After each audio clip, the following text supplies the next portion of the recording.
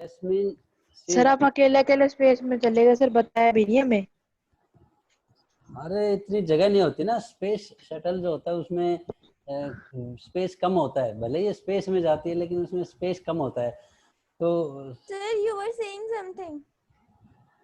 हाँ, तो ये अभी जो कल मैंने लास्ट टॉपिक डिस्कस किया था about the impact of globalisation.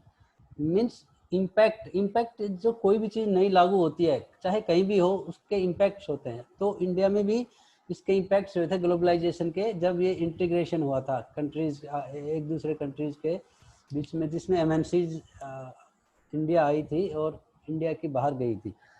तो इसमें पॉजिटिव इम्पैक्ट्स हमने डिस्कस किए थे। पॉजिटिव इम्पैक्ट्स में क्या था कि भी ग्लोबलाइजेशन हुआ तो कंज्यूमर्स का सबसे बड़ा फायदा होता है। उनकी चांदी क्या हो गई कि variety of products they could get in the market at the reasonable or you can say less prices. भाई आपस में कंपटीशन हुआ था प्रोड्यूसर्स का, या एक कंपनी और दूसरे कंपनीज के साथ में जो कंपटीशन हुआ था उसकी वजह से थिंग्स और prices were quite cheap, that you can say सस्ते मिलने लगे थे। उसके बाद दूसरा वो क्या था कि एमएनसीज के आने से बहुत उस कंट्री में बहुत ज़्यादा जॉब अपॉर्चुनिटीज क्रिएट हुई थी। मीन्स इतनी ज़्यादा जॉब निकल के आई थी, क्योंकि काम बढ़ा था, इंडस्ट्रीज ज़्यादा लगी थी और उनको काम मीन्स लोग तो चाहिए थे काम करने के लिए। So in that case job opportunities were increased, specially उनके अंदर जो वेल ऑफ फैमिलीज जो थी, specially in cities and town. Then उसके बाद और क्या था कि कुछ एमएनसीज, कुछ टॉप नॉट एमएनसीज, कुछ टॉप इंडियन कंपनीज जो थी उनको क्या बेनिफिट हुआ कि उनका जो लेवल था वो इंक्रीज हो गया था। उनका प्रोडक्शन लेवल, उनकी क्वालिटी जो थी वो इंक्रीज हो गई थी। क्यों? कंपटीशन इतना हो गया था कि वो पहले डोमेस्टिक प्रोडक्ट्स बनाते थे, इंडिया के अंदर प्रोडक्ट बनाते थे और उसी में कंज्यूम होते थे। अब वो अपने प्रोडक्ट्स बाहर भेजने लगे थे, तो उनकी क्वालिटी काफ़ी कुछ इम्प्रूव हो गई थी। उसके अलावा उसमें क्या था कि कुछ ऐसी कंपनीज थी इंडिया की जो एमएनसीज में कन्वर्ट हो गई थी। तो पहले नो डाउट वो बड़ी तो कंपनी थी ही, but that were converted into MNCs, जिनके अंदर एग्जांपल हम मान सकते हैं टाटा मोटर्स हो गई, देन इन्फोसिस हो गई, देन रैनबैक्सी हो गई, then even you can say Asian Paints होगी, सुंदरम फास्टनर्स होगी। ये कुछ एग्जांपल्स हैं जो कि एमएनसीज में कन्वर्ट हो गई थी। वो इतनी बड़ी कंपनी बन गई थी कि वो एमएनसीज में कन्वर्ट हो गई थी, एक कंट्री से दूसरे कंट्री में, and even more than one country they were in that control. तो ये जो थे इनके ऑलमोस्ट ये क्या थे, इनके पॉजिटिव इम्पैक्ट थे। अब इसमें क्या था कि अब जो पर्टिकुलर कंट्रीज जो थे उनके अंदर, specially if you talk about India की जो गवर्नमेंट थी, उन्होंने जो बाहर की मीन्स एमएनसीज थी, exactly we should say MNCs, जो दूसरे देशों की कंपनीज थी उनको अट्रैक्ट करने के लिए एक स्पेशल जोन बनाया इंडिया के अंदर, जिनको हम बोलते हैं SEZ। Very important question, what do you understand by SEZ? SEZ का मतलब क्या होता है? Special economic zones. Special economic zones में क्या होता था? वर्ल्ड क्लास फैसिलिटीज दी जाती थी। World class facilities in terms of that electricity, water, then roads, transport system, storage system, then recreational system, then educational facilities होगी। तो ये सारी चीज़ें government that were providing to the companies.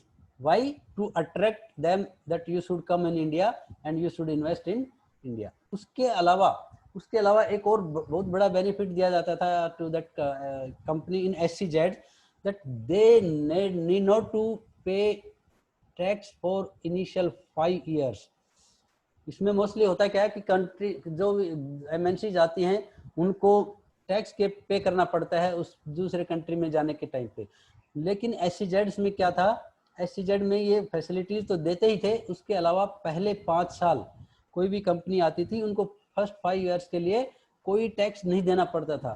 So these were the you can say things that were introduced और implemented by then Indian government in SEZ, special economic zone. अब ये तो था ही, SEZ में ये तो चीजें थी। एक और चेंज किया था दैट इंडियन गवर्नमेंट ने during that particular time. What was that?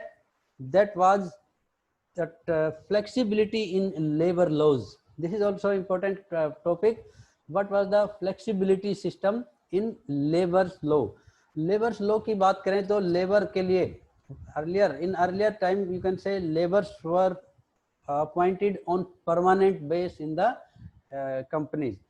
Mostly क्या होता था पहले, flexibility of labor law से पहले क्या होता था कि in maximum companies labor all type of, that is skilled, semi skilled and you can say labor, जो नीचे के सबसे अनस्किल्ड लेबर जिनको बोलते थे, वो भी सभी परमानेंट बेस पे कंपनीज के अंदर इंडक्ट किए जाते थे। But in that flexibility of labour law में क्या था, ड्यूरिंग द पीक टाइम और during the main time of that work companies were inducting the labor and they were removing them after that work was quite less। कहने का मतलब कि जब काम ज्यादा होता था, जब उनको काम ज्यादा करना होता था, तब तो वो क्या करते थे, उनको कैजुअल मीन्स कुछ लोगों को ही परमानेंट रखते थे, बाकी सबको कैजुअल लेबर के रूप में रखते थे। कैजुअल इन द सेंस कि उनको परमानेंट नहीं करते थे, उनको सैलरी भी ज्यादा नहीं देनी पड़ती थी। whenever that work was there, that time they were inducting them and whenever that work was quite less and it was not there, नहीं तो नहीं होता था, लेकिन जब कम होता था तो वो उनको निकाल देते थे। so that was the system, there was no pressure of giving them more and more salary and even they were not permanent। तो ऐसा करके वो लेबर के फायदे से भी लेबर से भी फायदा उठाते थे कि उनको सभी को परमानेंट नहीं करते थे वो। तो ये सब क्यों करते थे, देवर कटिंग द कॉस्ट अगेन।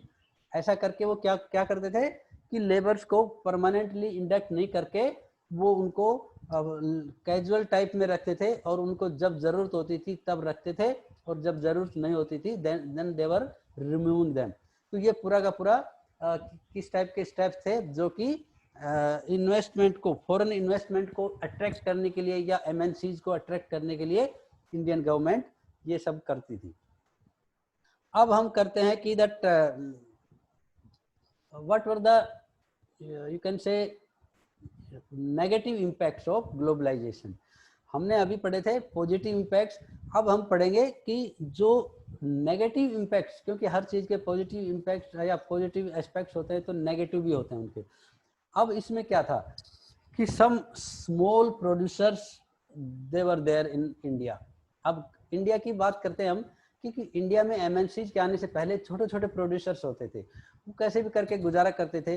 तो अगर this small producers if they could compete then they were survived, otherwise they were perished। इसका मतलब क्या है कि स्मॉल जो प्रोड्यूसर थे they were in the race when they were in competition। अगर उन्होंने अपना जो प्रोडक्ट्स जो था वो अच्छा बना दिया था, मीन्स उसकी क्वालिटी अच्छी बन गई थी, तब तो वो सरवाइव कर गए, अदरवाइज बहुत से खत्म हो गए। फॉर एग्जांपल इसमें एक एग्जांपल स्टोरी दे रखी है, rising competition. If you will read, उसमें एक आदमी की स्टोरी दे रखी है कि वो ग्लोबलाइजेशन से पहले क्या करता था वो, कि कुछ जैसे कंपोनेंट्स बनाता था। कंपोनेंट्स मीन्स जैसे कैपेसिटर होते हैं, रेजिस्टेंस होते हैं, ये जिनको हम इनके इलेक्ट्रॉनिक्स आइटम जैसे ट्रांजिस्टर होता है, रेडियो होता है, ये जो चीजें छोटे छोटे बनाते थे ये स्मॉल स्केल पे बनाते थे वो, और वो अपना गुजारा करते रहते थे। When then MNCs arrived in India, that time what happen, MNCs ने इतना बल्क में बनाना शुरू कर दिया और उन्होंने पूरी टेक्नोलॉजी लगा के ये छोटे मोटे आइटम ये लगभग बंद कर दिए थे। उन्होंने क्या कर दिया, चिप्स बनानी शुरू, ICs बनानी कर दी शुरू। इसमें देख सकते हो जो पहले टीवी आते थे, सपोज अगर हम पुराने टीवी देखते हैं तो उनमें कितना बड़ा टीवी होता था पीछे से, लेकिन आजकल क्या इतना कॉम्पैक्ट चिप बना दी, ICs बना दी, इंटीग्रेटेड सर्किट्स बना दिए कि वो बिल्कुल छोटी ही जगह में इतनी लेटेस्ट टेक्नोलॉजी होगी। तो ये जो छोटे मोटे काम करने वाले थे ये खत्म हो गए थे। मीन्स अगर कंपटीशन में ये आ जाते थे, अपनी क्वालिटी अच्छी करते थे और वो उसमें कुछ हद तक अपने आप को ढाल लेते थे, then they could survive, otherwise वो बाकी सब खत्म हो गए थे। अब ये इनके एग्जांपल हम देख सकते हैं, जो छोटे छोटे थे, किस टाइप का आइटम बनाते थे, जिनमें कुछ लोग बैटरीज बनाते थे, देन कैपेसिटर बनाते थे, प्लास्टिक टॉयज बनाते थे, टायर्स बनाते थे, डेयरी प्रोडक्ट्स होते थे, then vegetable oil and some other example where small manufacturing units were there.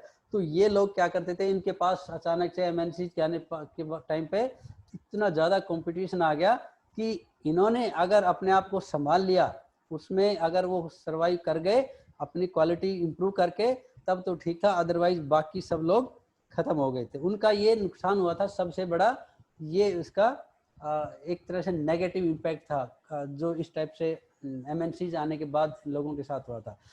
फिर दूसरा नेगेटिव पॉइंट क्या है, in the competition particular employment was uncertain.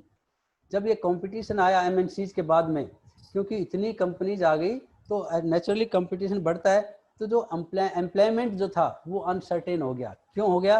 क्योंकि उनके पास जो कंपनियां जो थी वो क्या करती थी, बल्क में बनाती थी, बहुत ज़्यादा आइटम एक साथ बनाती थी, और जो लेटेस्ट टेक्नोलॉजी होती थी उसको बनाती थी, इसलिए लेबर वगैरह का इतना ज़्यादा काम नहीं होता था, क्योंकि मशीन्स के साथ में काम होता था, क्योंकि लेटेस्ट टेक्नोलॉजी आ गई थी। तो ऐसे में ये जो छोटे छोटे काम करने, जैसे पहले क्या होता था, जो ऑर्डर्स देते थे, जो एमएनसी जो होती थी, जो स्मॉल प्रोड्यूसर्स होते थे, उनको ऑर्डर देके और उनसे सामान बनवाते थे, तो वो जो सिस्टम था वो थोड़ा सा इस टाइप का हो गया कि उनका जो लोगों का एम्प्लॉयमेंट जो था वो अनसर्टेन हो गया।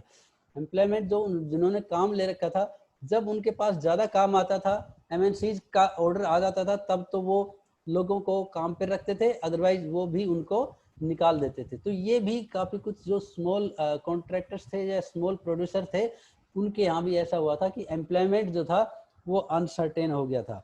मतलब इतना ज़्यादा उनको सर्टेनिटी नहीं थी कि भाई हमें परमानेंटली इसमें काम मिलेगा ही मिलेगा। अगर काम आया, वो बोलते थे भाई अगर डिमांड बढ़ी तो नेचुरली हमारे पास ऑर्डर आएंगे, नहीं तो फिर ये ऑर्डर कैंसिल भी हो सकते हैं या फिर कम भी हो सकता है, इसलिए हमें कोई ज़रूरी नहीं है ये इसका ज़्यादा काम मिले।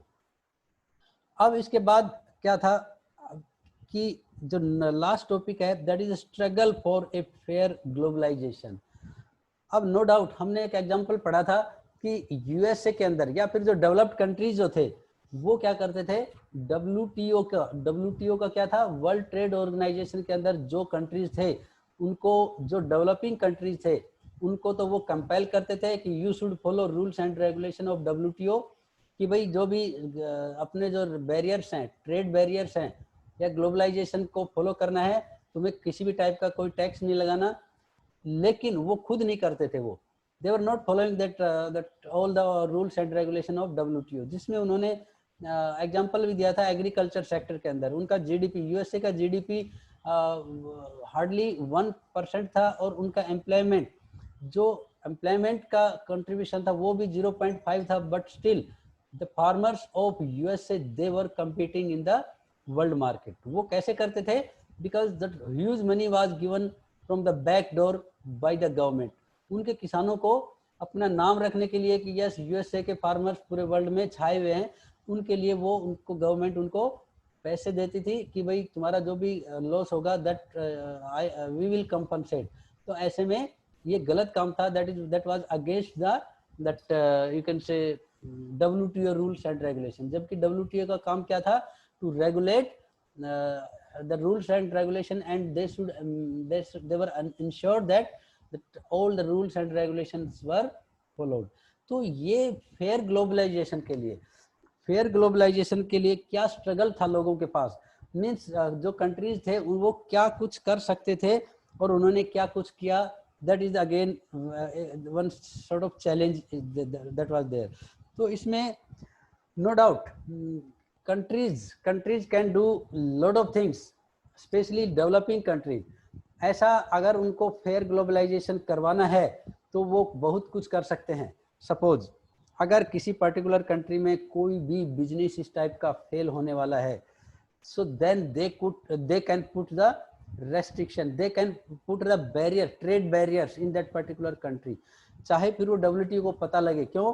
क्योंकि if they will be facing some sort of loss with this globalization, तो ऐसे में वो गवर्नमेंट किसी भी डेवलपिंग कंट्रीज की गवर्नमेंट ये कर सकती है कि भाई हम हमारे डोमेस्टिक जो प्रोड्यूसर्स हैं उनको प्रोटेक्ट करने के लिए ये सब करते हैं। इन केस ऐसा कुछ उनको करने की जरूरत पड़ी तो they can contact with some other countries to fight against these developed countries.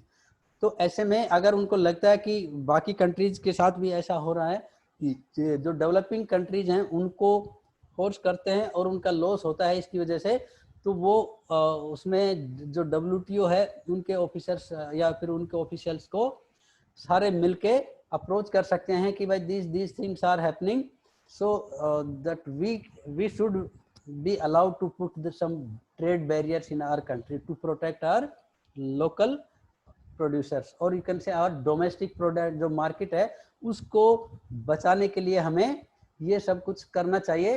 That is very much required also. तो ये सब कर सकते हैं। देन इसके अलावा some sort of massive demonstration campaign can be you can say initiated by the particular people of the particular country. अगर ये लोग कुछ ऐसा होता है कि किसी पर्टिकुलर कंट्री में WTO का ज़्यादा इंटरफेरेंस होता है, उसकी वजह से लॉस होता है, तो ऐसे में पर्टिकुलर कंट्री के लोग डिमोन्स्ट्रेशन कर सकते हैं, एजिटेशन कर सकते हैं, ये सारा सिस्टम जो कैंपेन वगैरह कर सकते हैं, ये रैलीज निकाल सकते हैं।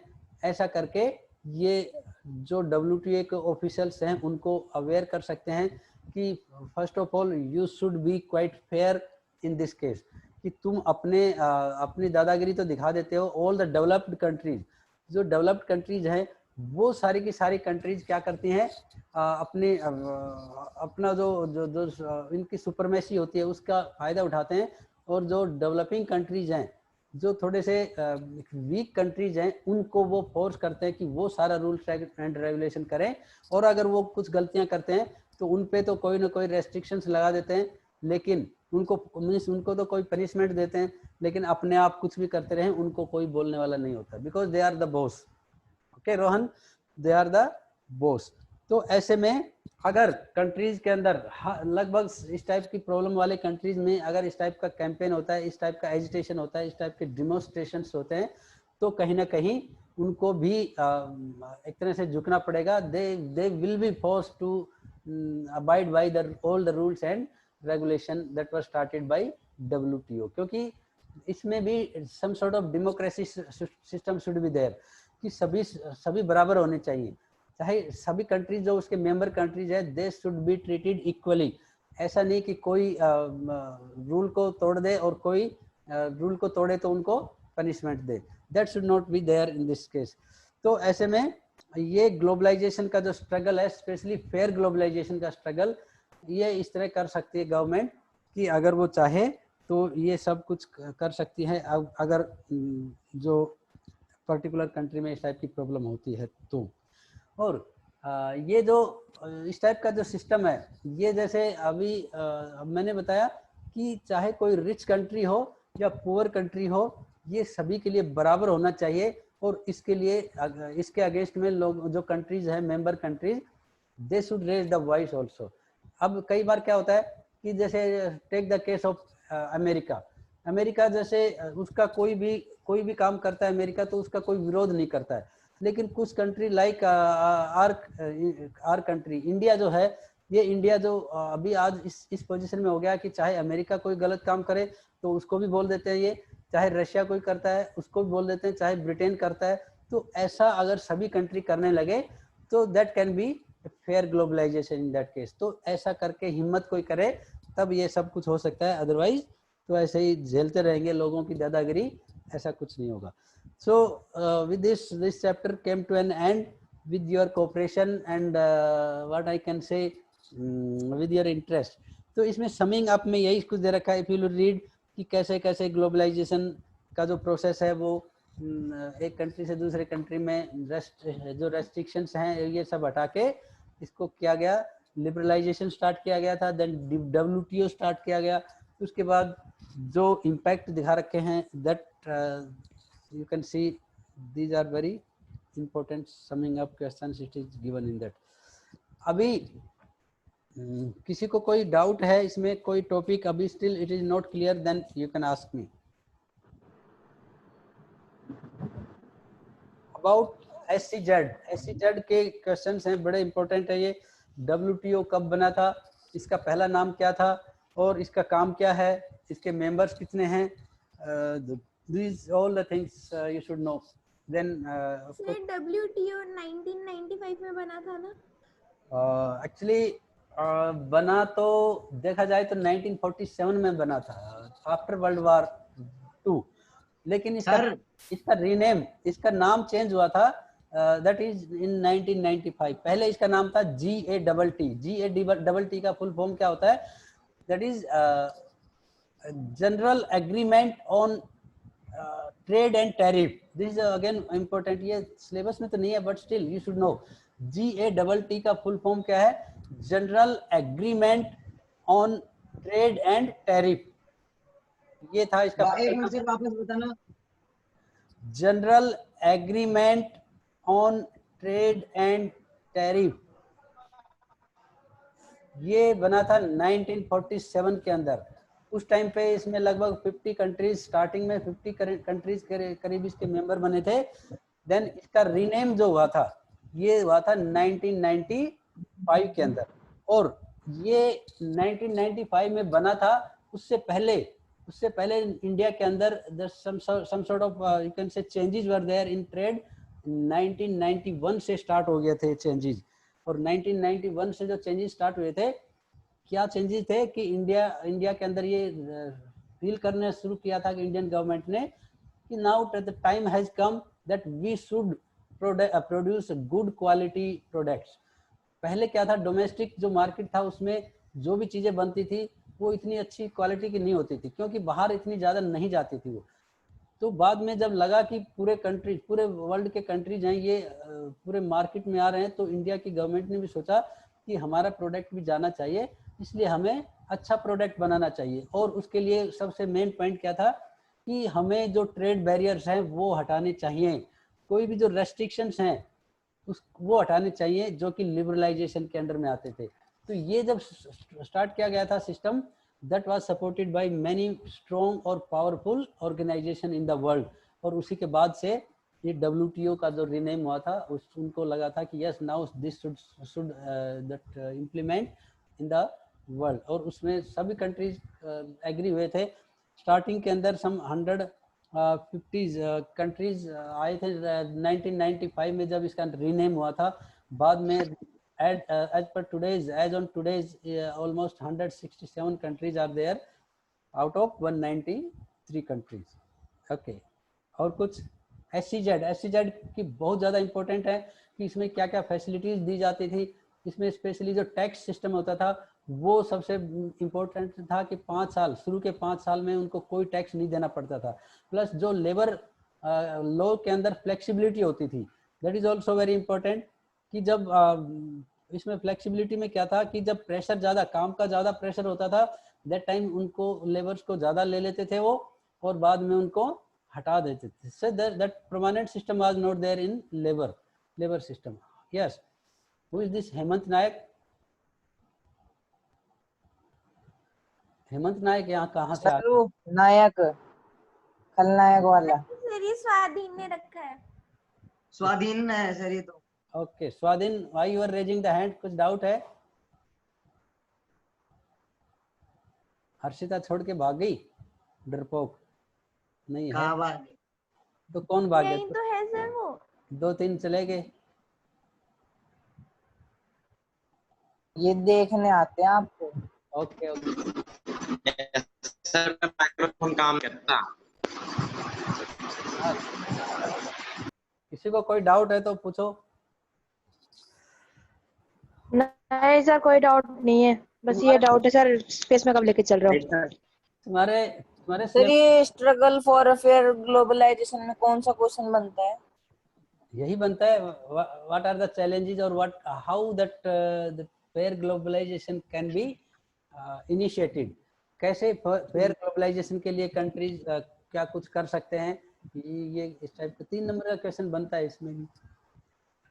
और SCZ में SCZ भी क्या है कि what are the facilities are given in SCZ, world class facilities में चाहे इलेक्ट्रिसिटी हो, वाटर सप्लाई हो, रिक्रिएशन फैसिलिटीज हो, देन एजुकेशनल फैसिलिटीज हो, road transport, everything they were providing of world class facility. Then उसके अलावा 5 साल पहले 5 साल को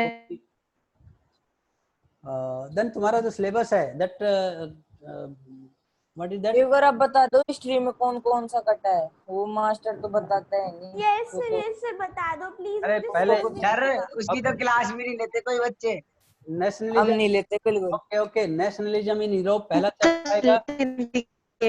हे लिसन, क्या nationalism in Europe and India, ये दोनों चैप्टर हैं। और उसके अलावा एक चैप्टर और कौन सा है? चलो चलो चलो चलो चलो, एक मिनट, प्रिंटिंग वाला भी कट गया। तीसरा चैप्टर कौन सा रह गया भाई? इम्पैक्ट ग्लोबलाइजेशन है ना वो तो वो भी हट गया वो। चलो मैं बता दूंगा, मैं मैसेज कर दूंगा सर। 3 ही चैप्टर है, मतलब एक चैप्टर जो था वो कट गया है, तीसरा चैप्टर अभी मेरे सर। E-com में बिल्कुल भी नहीं कटा ना सर। आप ना सारे सब्जेक्ट का एक बार सिलेबस लिख के बता देना आप हमें, क्योंकि हमें नहीं पता। नहीं पता, वो मास्टर समझाते हुए। ओके ओके, मैं भेज दूंगा। अभी जो तुम्हारा है नेशनलिज्म इन इंडिया, एग्रीकल्चर, और ये चैप्टर आई थिंक मैंने नेशनलिज्म इन इंडिया मैंने पढ़ाया था ये, और करा दिया एग्रीकल्चर करा दिया था आपने? एग्रीकल्चर भी करा दिया। सर यूरोप वाला पढ़ा देना। यूरोप वाला सर अभी मैं फ्री था इस टाइम पे, हमारे यहाँ हाफ ईयरली चल रहे थे, इसलिए इसमें थोड़ा सा टाइम मैंने स्पेयर किया है। फिर भी देखते हैं अभी यूरोप, कभी टाइम मिले आपको जब करा दिया। हाँ बाद में देखेंगे, कोई नहीं। अभी तो यहाँ बारिश आ रही है, मेरे को बारिश के मजे लेने दो।